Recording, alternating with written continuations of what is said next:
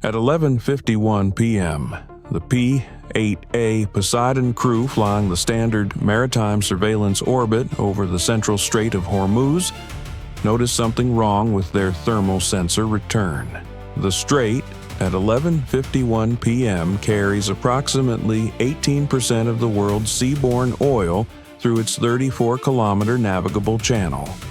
On a normal night, the sensor pattern is complex. Large tankers on established traffic separation lanes, fishing vessels across the inshore margins, the intermittent return of IRGCN patrol craft near the 3 nautical mile line. The crew had been flying this orbit for 4 hours and had cataloged every vessel within sensor range.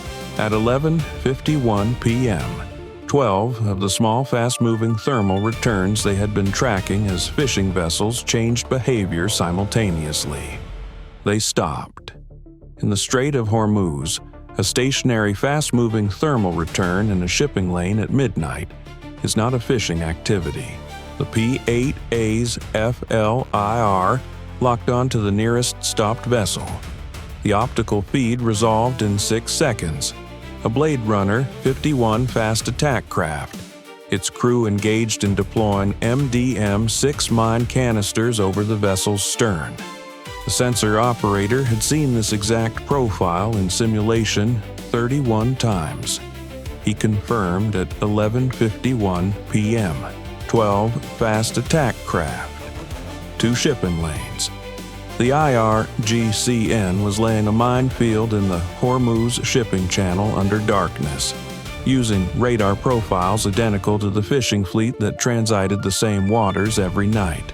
The IRGCN's mine-laying operation had been planned over 7 months, refined in 4 tabletop exercises at the IRGCN Navy's Mine Warfare Command, and rehearsed in the Gulf twice under the guise of fishing regulation enforcement. The strategic logic was specific. The strait carries 18 to 20% of global seaborne oil. A confirmed minefield in its navigable channel, regardless of whether any individual mine functioned, would suspend commercial transit while MCM forces cleared it. Suspension for 24 to 48 hours would generate oil price escalation sufficient to create immediate political pressure on every major importing nation to demand U.S. restraint.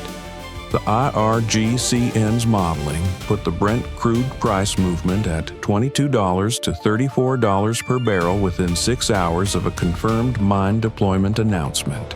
The IRGCN Navy understood from 40 years of precedent that the United States had effectively guaranteed freedom of navigation in the Persian Gulf as a core strategic commitment.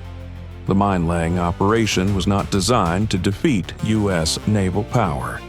It was designed to force Washington to choose between 2 unfavorable options: enter a live minefield to clear it while the IRGCN threatened additional laydowns, or accept a de facto suspension of Gulf shipping that would generate Allied pressure to negotiate. In either case, the 48-hour window the IRGCN needed to establish the economic leverage their model required would have already opened. Their operational planning contained one critical flaw: the P-8A's orbit position. The IRGCN had assessed the P-8A would be at the far end of its surveillance pattern at 11:51 p.m., approximately 14 minutes from the mine-laying area. Their intelligence was wrong by 14 minutes. The aircraft was overhead. That 14-minute error was not a failure of the IRGCN's intelligence collection. It was a consequence of the U.S. Navy's deliberate orbit management policy, which randomizes patrol endpoint timing within a 15-minute window specifically to prevent adversaries from predicting aircraft positioning with operational-level precision. The policy had been in place since 2017. The IRGCN's planners had known about it and had incorporated a confidence interval into their mine-laying window estimate. The confidence interval told them the P-8A would almost certainly be positioned at the far end of its orbit or returning through a non-threatening corridor.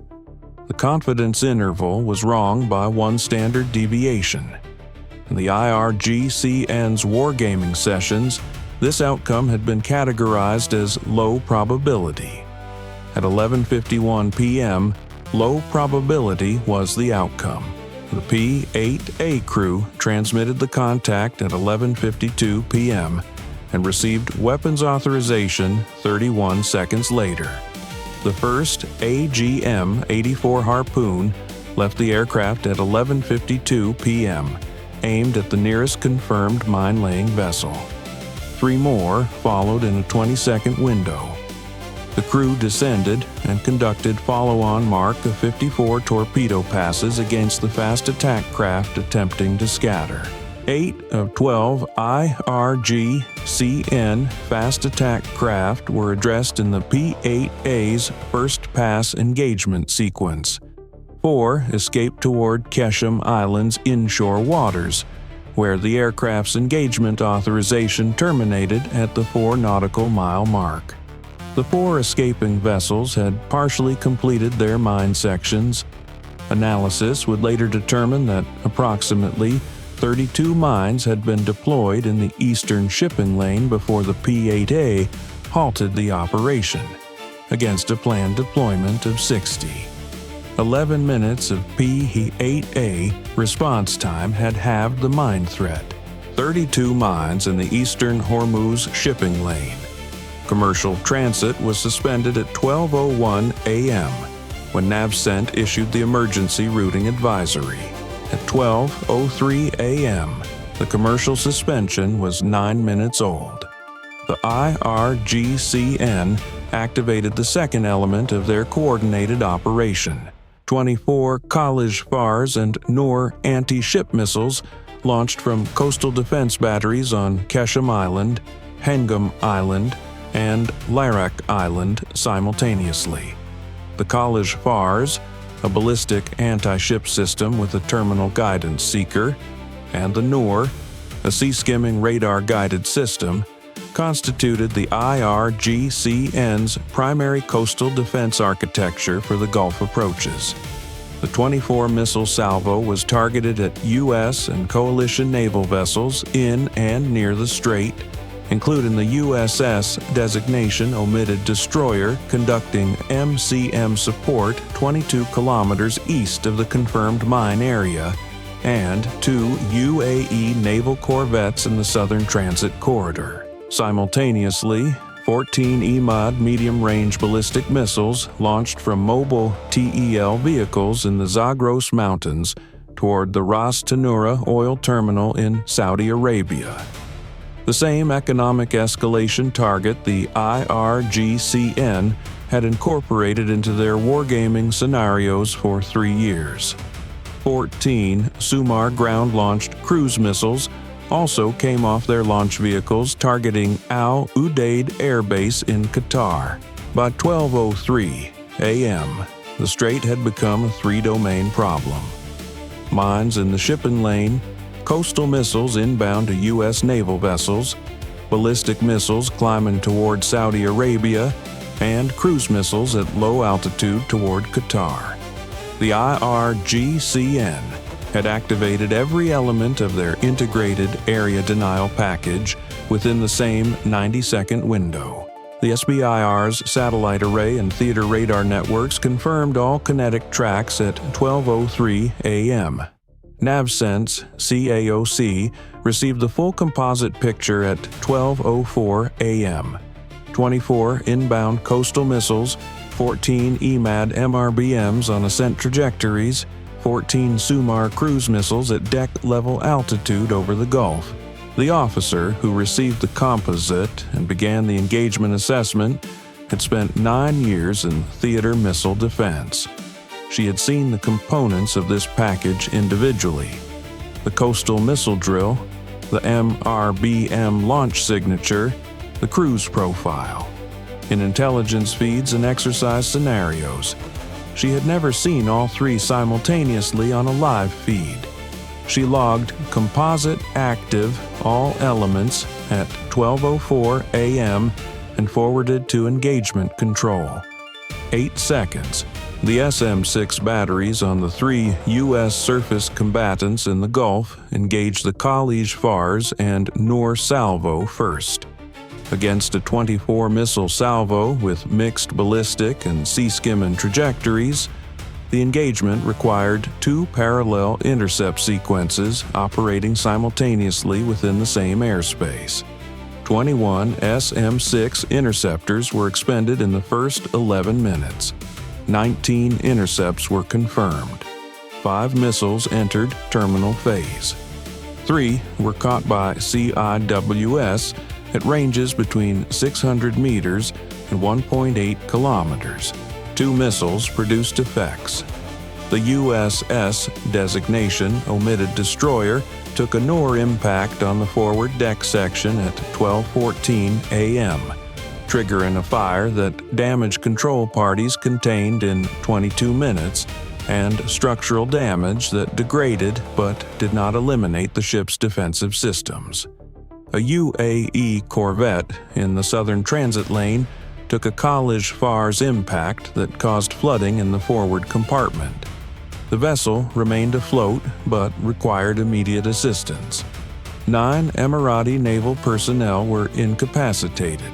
The Patriot PAC-3 batteries at Al Udeid and the Thad battery at Al Dhafra engaged the Emad salvo. 11 of 14 intercepts confirmed. 3 Emad re-entry vehicles descended toward Ras Tanura. All 3 were engaged by a Patriot battery 140 kilometers north of the terminal. 2 intercepts confirmed. 1 Emad impacted open desert 6 kilometers from the terminal's outer fence. No civilian infrastructure damage. The Soumar cruise missiles against Al Udeid were engaged by Patriot batteries and CIWS at the base perimeter. 11 of 14 intercepts confirmed. 3 Soumar missiles impacted inside the Al Udeid perimeter. Runway lighting infrastructure damaged. 1 vehicle maintenance facility structurally damaged. No aircraft affected. 4 ground personnel were incapacitated by blast effects by 12:15 a.m. 12 minutes after the coastal missile launch, the kinetic intercept phase was resolved. 45 of 52 systems intercepted. The strait remained partially mined. 1 U.S. destroyer was managing a fire. The commercial suspension was still active, and none of the SM-6 interceptors, Patriot batteries, or CIWS rounds had touched a single mine in the shipping lane. The mines were the problem that required a different solution. Operation Open Gates Mine Countermeasures Component activated at 12:05 a.m. 2 mine countermeasures vessels. Positioned in the Gulf on routine deployment at 24-hour readiness since intelligence on the IRGCN mine-laying exercise pattern had elevated 2 months earlier. Began their sweep approach to the eastern Hormuz shipping lane at 12:08 a.m. Each vessel deployed AN/A QS-20 towed sonar systems at the lane's eastern entrance, beginning the methodical grid search required to locate, classify, and address each mine in the suspected deployment zone. Mine countermeasures cannot be rushed past its physics. The AN/AQS-20 operates at 6 to 8 knots through its search pattern, generating acoustic returns that the crew interprets against a library of confirmed mine signatures. Each detection requires secondary classification and then neutralization, either mechanical cutting of the mooring cable or controlled charge placement. The MCM vessels could clear approximately 0.8 nautical miles of shipping channel per hour at maximum sweep rate. The 2 MCM vessel crews understood what this sweep meant in terms of operational risk. A minesweeper working a live field is not a vessel in a defended position. It is committed to its track at low speed with its acoustic and mechanical systems operating at maximum output, a profile that is the opposite of the high-speed evasive maneuvering that other vessels use in contested environments. The crew of each vessel had rehearsed this scenario: live minefield, hostile environment, restricted maneuvering, 6 times in the preceding 18 months. The rehearsals did not make the real operation feel familiar. They made it feel executable. The eastern Hormuz shipping lane requiring clearance was 4.2 nautical miles. Full clearance at maximum rate, approximately 5 hours. NAVCENT needed 1 clear lane for minimum commercial resumption. The MH-60S Nighthawk helicopters from the Carrier Air Wing provided the accelerant. 3 helicopters, each configured with the AN/AQS-22 airborne mine neutralization system, launched at 12:09 a.m. and began parallel sweep runs of the center shipping lane at altitudes between 20 and 40 feet. The airborne coverage rate was approximately 3 times faster than the surface sweep.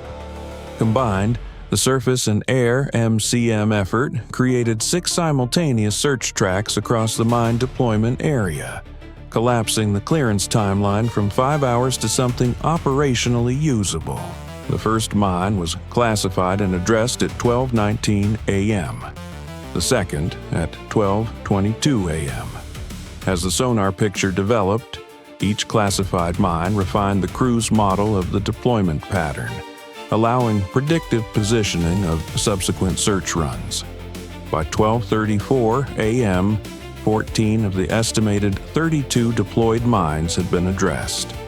The MCM coordinator assessed the central 2.1 nautical mile segment of the primary transit corridor as clear with high confidence. At 12:42 a.m., 51 minutes after the commercial suspension began, NAVCENT issued the revised routing advisory. Single-lane transit authorized in the central corridor, escorted by coalition vessels, maximum speed 8 knots. The strait was not fully cleared. It was sufficiently cleared for controlled resumption. While the MCM operation ran, Operation Open Gate's precision engagement component had been executing in parallel since the first minutes of the activation. The 2 B-1B Lancer aircraft on airborne alert from Udeid, whose hardened shelters had sustained no damage from the Soumar impacts, received their targeting packages at 12:06 a.m. Each carried 24 JASSM-ER standoff munitions.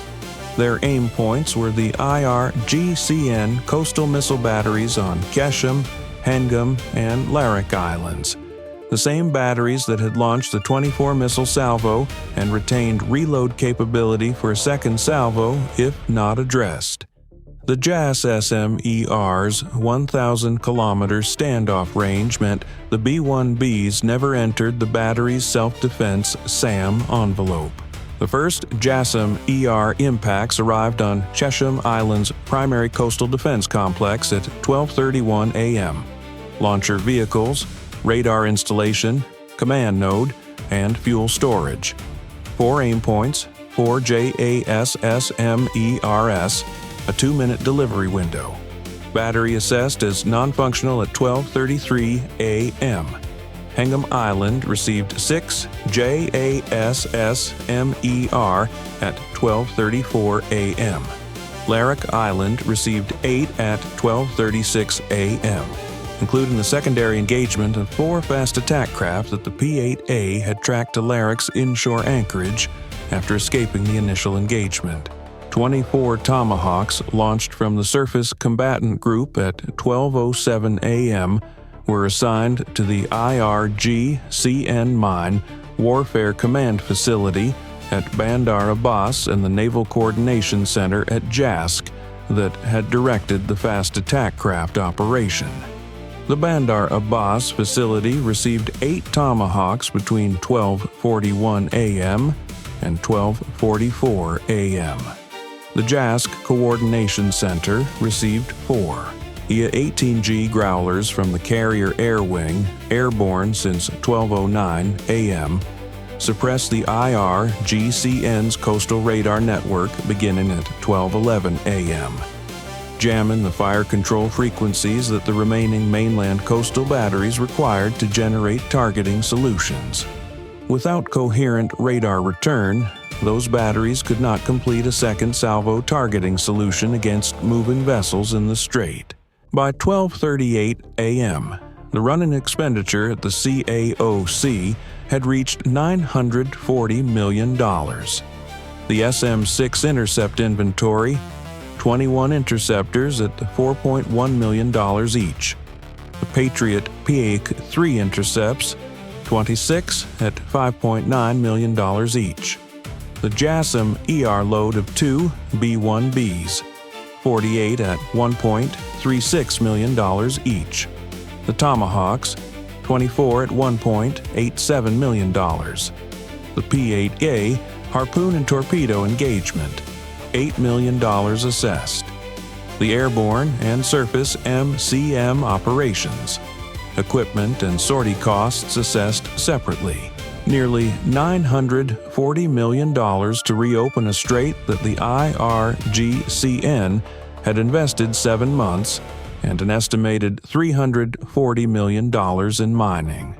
The exchange ratio in munitions cost was 1 to 2.8 in the U.S. favor, lower than other theater scenarios because the mine-laying operation and coastal missile batteries represent a lower-cost threat architecture than the PLARF or IRGCN Aerospace Force salvo systems addressed in other engagements. But cost ratio understates the operational asymmetry. The IRGCN's entire integrated Hormuz closure package, 7 months of planning, the mine inventory, the fast attack craft, the coastal batteries, the coordinated MRBM and cruise missile salvo, had produced a commercial suspension of 41 minutes. The $940 million U.S. response had addressed the operational mechanism behind that suspension, degrading the IRGCN's ability to attempt a second closure in the near term to below the threshold of operational confidence. The exchange ratio that mattered more than cost was temporal. The IRGCN's strategic model required 24 to 48 hours of commercial suspension to generate the political pressure their operation was designed to produce. They achieved 41 minutes.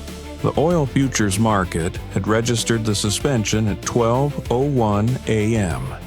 In the 41 minutes before the single-lane authorization, Brent crude opened $17.40 per barrel, elevated on early Asian trading. When the NAV-CENT advisory issued at 12:42 a.m., the price movement began reversing. The economic leverage the IRGCN needed required a sustained 24-hour escalation. They had produced a $17.40 single-session swing that would unwind before European markets opened. In the CAOC, the officer who had received the composite assessment at 12:04 a.m. watched the mine clearance count update in real time. Each addressed mine reducing the assessed risk to controlled transit. When the count reached 14, confirmed, and the center lane was assessed as clear. She forwarded the single-lane recommendation to NAV-CENT at 12:40 a.m. 2 minutes later, the advisory went out. She marked the recommendation forwarded, noted the time, and opened the preliminary clearance assessment template. She had processed the mine count for 36 minutes straight. The 41 minutes of commercial suspension had been resolved. The lane behind her assessment was open. Time from P-8A initial detection to single-lane transit authorization, 51 minutes. Adversary systems employed, 12 IRGCN fast attack craft mine laying deployment, 32 MDM-6 mines laid in eastern shipping lane, 24 Khalij-Fars and Noor coastal anti-ship missiles, 14 Emad MRBM, 14 Soumar cruise missiles. Total systems launched 52. Mine countermeasures result. 14 of 32 mines addressed within the operational window. 18 remaining located, marked, and scheduled for continued MCM operations. Total lane clearance estimated 4.5 additional hours.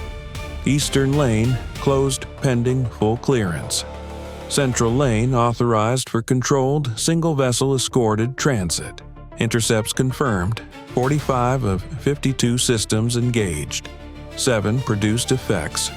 USS, designation omitted destroyer, Noor impact, forward deck fire suppressed in 22 minutes, operationally degraded. UAE corvette, Khalij-Fars impact, forward flooding, afloat, requiring assistance. Udeid Air Base, 3 Soumar impacts, runway lighting and maintenance facility damaged, no aircraft affected. Open desert near Ras Tanura, 1 Emad impact, no infrastructure damage. Personnel losses. U.S. 4 ground personnel incapacitated at Udeid, all minor.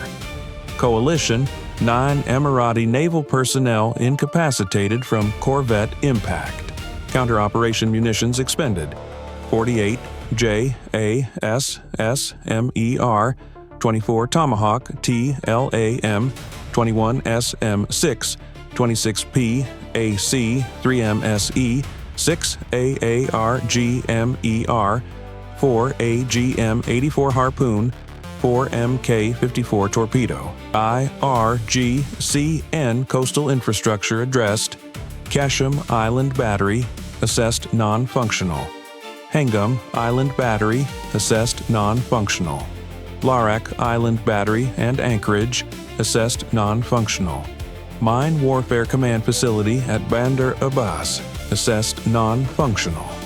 Naval Coordination Center at JASSM, assessed significantly degraded. IRGCN Surface Force, 8 of 12 fast attack craft addressed. 4 secondary engaged at Larak Anchorage. Total U.S. and coalition personnel losses. 13 incapacitated, none critically. 1 U.S. destroyer operationally degraded. 1 UAE corvette requiring towing assistance. Total U.S. munitions expenditure. Estimated $760 million. IRGCN Coastal Defense and Mine Warfare Infrastructure Replacement Value. Estimated $2.1 billion. Exchange ratio 1 to 2.8 in U.S. favor. Strait of Hormuz status at operational assessment. Central transit lane open for controlled escorted transit. Eastern lane closed pending MCM completion. Estimated 4 to 5 additional hours. Western lane unaffected throughout. Gross throughput capacity at approximately 40% of pre-incident baseline pending Eastern lane clearance. Full restoration within 12 hours at continued MCM pace. The IRGCN's operational model required 48 hours of commercial suspension. The Strait was suspended for 41 minutes.